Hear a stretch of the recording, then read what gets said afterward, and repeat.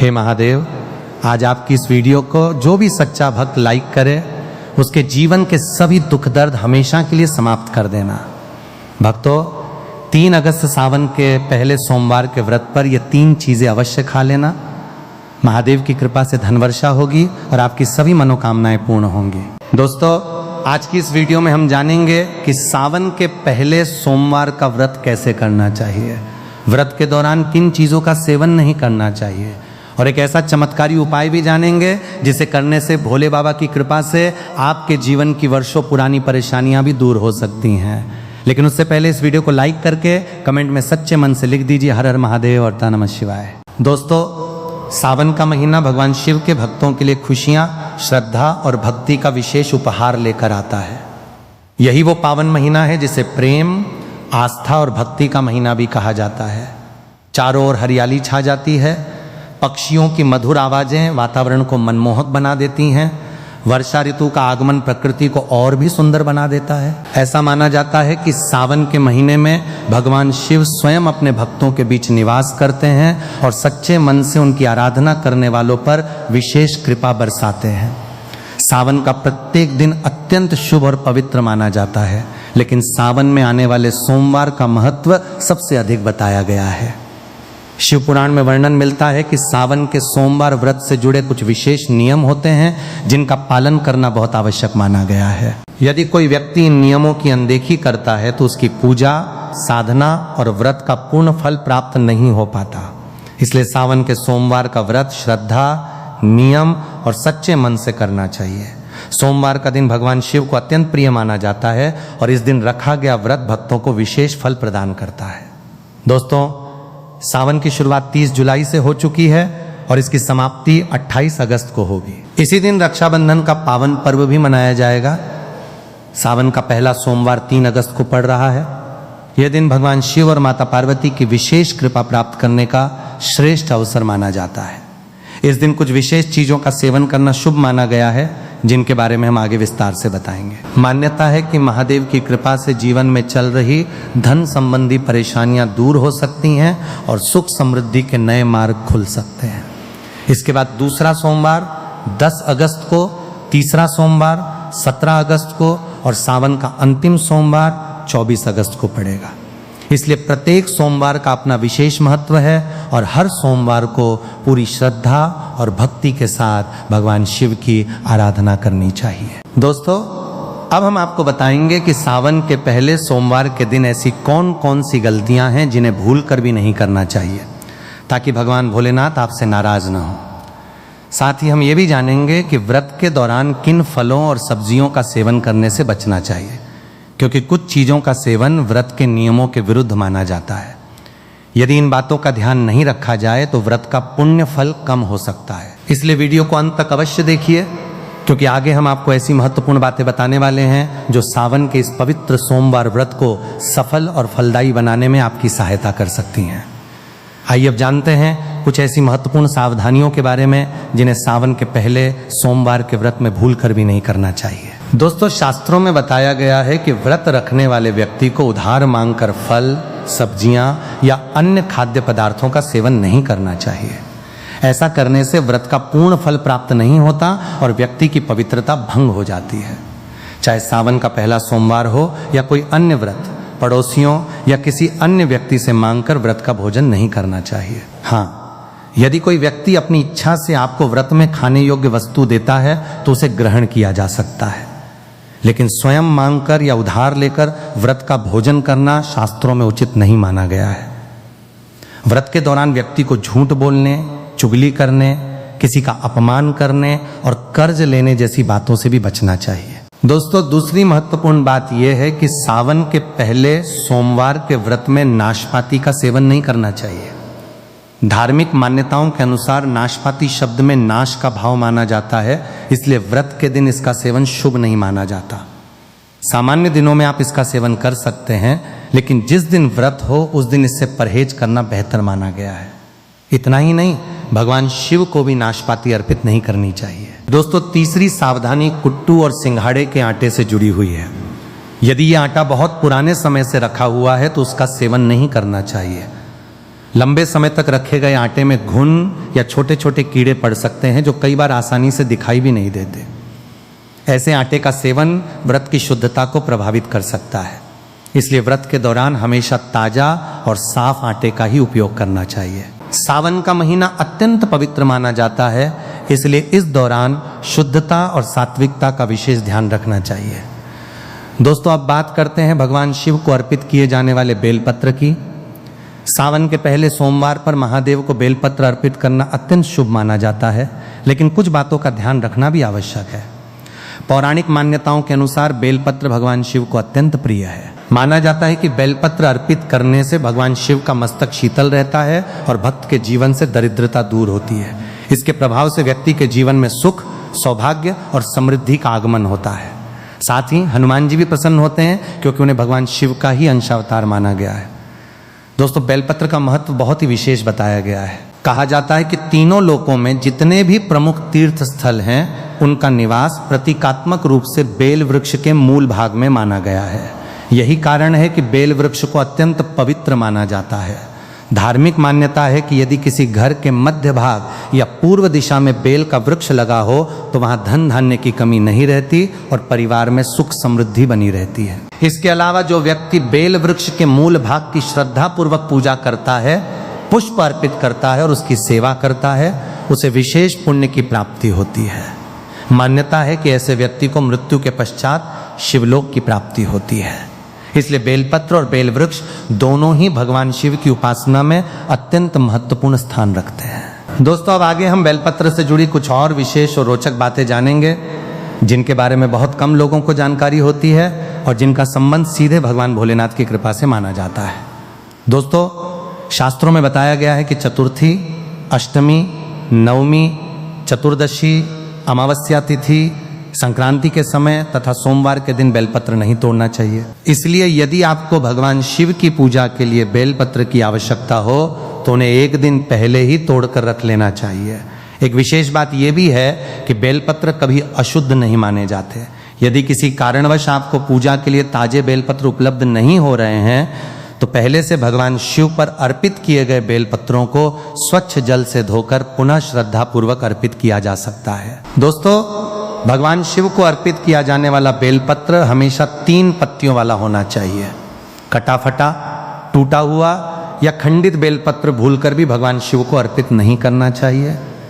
धार्मिक मान्यताओं के अनुसार ऐसा करना उचित नहीं माना जाता, इसलिए पूजा में हमेशा साफ, संपूर्ण और अच्छी अवस्था वाले बेलपत्र का ही उपयोग करें। दोस्तों, अब बात करते हैं उन विशेष संकेतों की जिन्हें सावन के पहले सोमवार के दौरान अत्यंत शुभ माना जाता है। मान्यता है कि यदि किसी व्यक्ति को ऐसे कुछ शुभ संकेत दिखाई दें तो ये भगवान शिव की विशेष कृपा का संकेत माना जाता है। आइए जानते हैं इन संकेतों के बारे में। दोस्तों, पहला संकेत है नंदी महाराज का आपके द्वार पर आना। नंदी महाराज भगवान शिव के प्रिय वाहन और उनके द्वारपाल माने जाते हैं। उन्हें ज्ञान, श्रद्धा और समर्पण का प्रतीक भी कहा जाता है। यदि सावन के पवित्र महीने में कोई बैल आपके घर के द्वार पर आकर खड़ा हो जाए या बार बार आपके घर के आसपास दिखाई दे तो कई लोग इसे शुभ संकेत मानते हैं। ऐसी स्थिति में उस जीव के प्रति सम्मान और दया का भाव रखना चाहिए। यदि संभव हो तो उसे हरा चारा या भोजन अवश्य खिलाएं।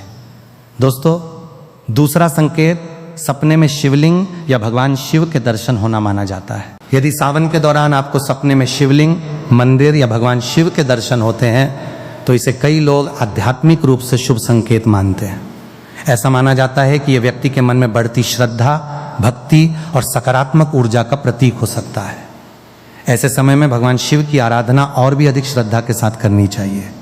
दोस्तों, तीसरा संकेत नीलकंठ पक्षी के दर्शन से जुड़ा हुआ माना जाता है। धार्मिक मान्यताओं में नीलकंठ को शुभ माना गया है। यदि सावन के महीने में नीलकंठ पक्षी दिखाई दे जाए तो लोग इसे शुभ संकेत के रूप में देखते हैं। लोक मान्यताओं के अनुसार यह आने वाले अच्छे समय, सफलता और सकारात्मक बदलाव का प्रतीक माना जाता है। इसलिए ऐसे दर्शन होने पर मन में प्रसन्नता और कृतज्ञता का भाव रखना चाहिए। दोस्तों, चौथा संकेत घर के आसपास किसी सांप का दिखाई देना बताया जाता है। भगवान शिव के गले में नाग का वास होने के कारण नागों का विशेष महत्व माना गया है। यदि कभी आपके घर के आसपास कोई सांप दिखाई दे तो उसे नुकसान पहुंचाने की कोशिश नहीं करनी चाहिए। सुरक्षित दूरी बनाए रखें और वन्य जीव विशेषज्ञों या स्थानीय सहायता की मदद लें। धार्मिक दृष्टि से इसे भगवान शिव से जुड़ी स्मृति के रूप में देखा जाता है और जीवों के प्रति करुणा रखने की प्रेरणा मिलती है। दोस्तों, इन सभी बातों का मूल संदेश यही है कि सावन के महीने में श्रद्धा, भक्ति, स्वच्छता, संयम और सभी जीवों के प्रति दया का भाव बनाए रखें। भगवान शिव को सच्चे मन से याद करने वाला व्यक्ति अपने जीवन में सकारात्मकता, आत्मविश्वास और मानसिक शांति का अनुभव कर सकता है। दोस्तों, धार्मिक मान्यताओं के अनुसार भगवान शिव अपने भक्तों को विशेष अवसरों पर संकेत प्रदान करते हैं। सावन का महीना अत्यंत पवित्र माना जाता है और ऐसा कहा जाता है कि इस महीने भगवान शिव अपने भक्तों पर विशेष कृपा दृष्टि बनाए रखते हैं। यदि किसी व्यक्ति को सपने में किसी मंदिर के पास नाग नागिन का जोड़ा दिखाई दे तो इसे कई लोग शुभ संकेत के रूप में देखते हैं। मान्यता है कि यह आध्यात्मिक उन्नति, शुभ समाचार और सकारात्मक परिवर्तन का प्रतीक हो सकता है। ऐसे समय में भगवान शिव की भक्ति और अधिक श्रद्धा के साथ करनी चाहिए। दोस्तों, 5वां शुभ संकेत माना जाता है डमरू या मंदिर की घंटियों की ध्वनि सुनाई देना। यदि सावन के सोमवार के दिन आपको अचानक कहीं से डमरू, घंटी या हर हर महादेव के जयकारों की आवाज सुनाई दे जाए तो इसे शुभ माना जाता है। ऐसी मान्यता है कि यह भगवान भोलेनाथ की कृपा और सकारात्मक ऊर्जा का संकेत हो सकता है। इससे व्यक्ति के जीवन में उत्साह, आत्मविश्वास और नई उम्मीदों का संचार होता है। कई लोग इसे आने वाले अच्छे समय का संकेत भी मानते हैं। दोस्तों, सावन का महीना संयम, तपस्या, श्रद्धा और शुद्ध आचरण का प्रतीक माना जाता है। इस दौरान भगवान शिव की पूजा, जप, ध्यान और व्रत का विशेष महत्व बताया गया है। धार्मिक मान्यताओं के अनुसार मांस, मछली, अंडा, मदिरा और अन्य तामसिक पदार्थों से दूरी बनाकर रखनी चाहिए। माना जाता है कि ऐसे पदार्थ मन में अशांति, क्रोध और नकारात्मकता को बढ़ा सकते हैं। इसलिए सावन के महीने में सात्विक भोजन को प्राथमिकता दी जाती है। सुहागन स्त्रियां, कन्याएं और शिव भक्त इस दौरान फल, दूध, दही, साबूदाना, मूंगफली, सेंधा नमक और अन्य सात्विक खाद्य पदार्थों का सेवन करते हैं। ऐसा माना जाता है कि सात्विक आहार शरीर और मन दोनों को शुद्ध रखने में सहायता करता है। सावन सोमवार का व्रत केवल भोजन का त्याग नहीं बल्कि मन, वचन और कर्म की शुद्धि का भी माध्यम माना गया है। इसलिए इस दौरान जीवन शैली को भी सात्विक और अनुशासित रखना आवश्यक माना जाता है। दोस्तों, भगवान शिव की पूजा में कुछ विशेष वस्तुएं अर्पित की जाती हैं, वहीं कुछ वस्तुओं को अर्पित करने की मनाही भी बताई गई है। धार्मिक मान्यताओं के अनुसार शिवलिंग पर तुलसी, हल्दी और केतकी का फूल अर्पित नहीं करना चाहिए। तुलसी माता भगवान विष्णु को अत्यंत प्रिय मानी जाती हैं, इसलिए सामान्यतः उनका उपयोग विष्णु पूजा में किया जाता है। इसी प्रकार हल्दी को सौभाग्य और स्त्री शक्ति का प्रतीक माना गया है, जबकि भगवान शिव वैराग्य और तपस्या के प्रतीक माने जाते हैं। इसी कारण शिव पूजा में हल्दी अर्पित करने की परंपरा नहीं है। केतकी के फूल के संबंध में भी एक प्रसिद्ध पौराणिक कथा प्रचलित है। कथा के अनुसार एक प्रसंग में केतकी के फूल ने असत्य का साथ दिया था, जिसके कारण भगवान शिव ने उसे अपनी पूजा में स्वीकार न किए जाने का श्राप दिया। तभी से शिव पूजा में केतकी का फूल अर्पित नहीं किया जाता। इन नियमों का पालन न करने से पूजा निष्फल हो सकती है। इसीलिए सावन में स्त्रियों को ध्यान रखना चाहिए कि भगवान शिव को केवल बेलपत्र, दूध, जल, भांग, धतूरा और सफेद पुष्प ही अर्पित करें। बिना स्नान किए रसोई और पूजा न करें। सावन मास में शरीर और मन की शुद्धता सर्वोपरि मानी जाती है। यदि कोई स्त्री बिना स्नान किए रसोई में प्रवेश करती है या पूजा करती है तो इसे धार्मिक दृष्टि से उचित नहीं माना जाता। रसोई माता अन्नपूर्णा का स्थान होती है और वहाँ स्वच्छता का विशेष महत्व होता है। बिना स्नान किए बनाया गया भोजन आध्यात्मिक दृष्टि से अशुद्ध माना जाता है। इसी प्रकार बिना स्नान किए भगवान शिव की पूजा करने से पूजा में शुद्धता का भाव नहीं रह जाता। खासकर सावन में जब शिव उपासना विशेष फलदायी मानी जाती है तब शारीरिक स्वच्छता का विशेष ध्यान रखना चाहिए।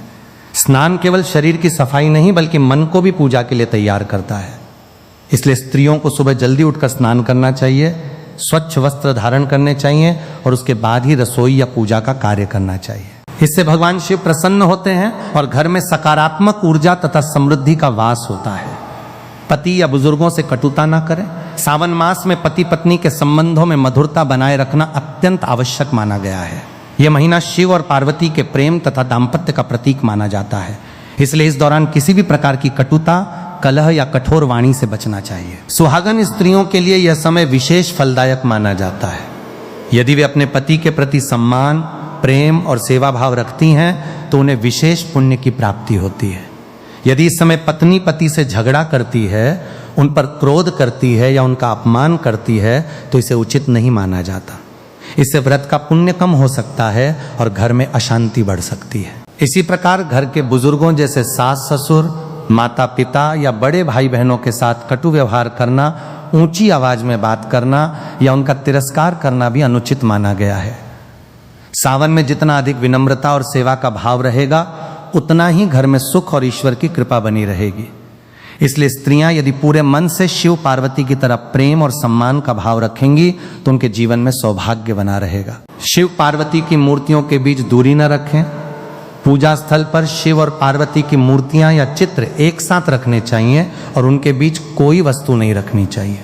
कई बार लोग अनजाने में शिव पार्वती की मूर्तियों को दूर दूर रख देते हैं या उनके बीच अगरबत्ती, दीपक या फूल रख देते हैं।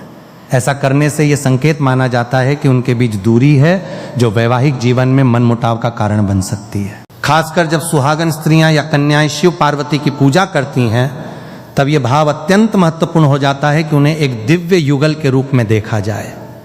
शिव पार्वती का मिलन प्रेम, त्याग, समर्पण और स्थिरता का प्रतीक माना जाता है। यदि पूजा के समय उनकी एकता को बाधित किया जाता है तो इससे पूजा का प्रभाव कम हो सकता है और रिश्तों में दूरी का संकेत भी माना जाता है। इसलिए ध्यान रखें कि दोनों मूर्तियां साथ रखी जाएं और एक दूसरे की ओर मुख किए हों। यह केवल पूजा की शुद्धता का ही नहीं बल्कि वैवाहिक सौहार्द और भावनात्मक एकता का भी प्रतीक माना जाता है। चलिए अब जान लेते हैं कि सावन में कौन सी ऐसी विशेष वस्तुएं हैं जिन्हें हर सुहागन स्त्री को अवश्य धारण करना चाहिए। मान्यता है कि इन्हें धारण करने से माता पार्वती और भगवान शिव शीघ्र प्रसन्न होते हैं तथा माता लक्ष्मी भी ऐसे घर में स्थायी निवास करती हैं। सबसे पहले आती है बिंदी। सावन में माथे पर लगाई जाने वाली बिंदी सौभाग्य, पवित्रता और तीसरी आंख का प्रतीक मानी जाती है। विशेष रूप से हरे, लाल या सिंदूरी रंग की बिंदी स्त्री के सौंदर्य को निखारती है और शिव पार्वती की कृपा का संकेत मानी जाती है। बिंदी को आज्ञा चक्र का केंद्र माना जाता है जहां मन और ध्यान केंद्रित होता है। बिंदी लगाने से मानसिक शांति और एकाग्रता में वृद्धि होती है। सावन में हरे रंग की बिंदी पहनने से सुख शांति बनी रहती है और विवाह योग्य कन्याओं को योग्य वर प्राप्त होने के योग बनते हैं। दूसरा है सिंदूर। सिंदूर विवाहित स्त्रियों के लिए सौभाग्य का सबसे बड़ा प्रतीक माना जाता है। इसे मांग में लगाया जाता है और यह पति की लंबी आयु, प्रेम और समर्पण का प्रतीक होता है। सावन में हरे वस्त्रों के साथ लाल सिंदूर का मेल अत्यंत शुभ माना जाता है। यह श्रृंगार माता पार्वती को अत्यंत प्रिय बताया गया है। मान्यता है कि सावन में प्रतिदिन सिंदूर लगाकर शिव पार्वती की पूजा करने से वैवाहिक जीवन में प्रेम और मधुरता बनी रहती है। सिंदूर सकारात्मक ऊर्जा का भी प्रतीक माना जाता है। तीसरा है काजल। काजल आंखों की सुंदरता बढ़ाने के साथ साथ बुरी नजर से बचाने वाला भी माना जाता है। सावन में काजल लगाना शुभ माना जाता है क्योंकि ये स्त्री के नेत्रों की आभा को बढ़ाता है और उसके सौंदर्य को और अधिक आकर्षक बनाता है। पारंपरिक मान्यता के अनुसार आंखों में काजल लगाने से आत्मविश्वास बढ़ता है और व्यक्तित्व में आकर्षण आता है। सावन के दिनों में प्राकृतिक तत्वों से बने काजल का प्रयोग विशेष रूप से लाभकारी माना जाता है। चौथा है चूड़ियाँ। चूड़ियाँ स्त्री के श्रृंगार का महत्वपूर्ण हिस्सा हैं और विशेष रूप से हरी चूड़ियाँ सावन में अत्यंत शुभ मानी जाती हैं। हरा रंग हरियाली, प्रेम, समृद्धि और जीवन का प्रतीक है। मान्यता है कि सावन में हरी चूड़ियाँ पहनने से शिव पार्वती की विशेष कृपा प्राप्त होती है। चूड़ियों की मधुर खनक घर में सकारात्मक वातावरण का निर्माण करती है और ये माता लक्ष्मी को भी प्रिय मानी जाती हैं।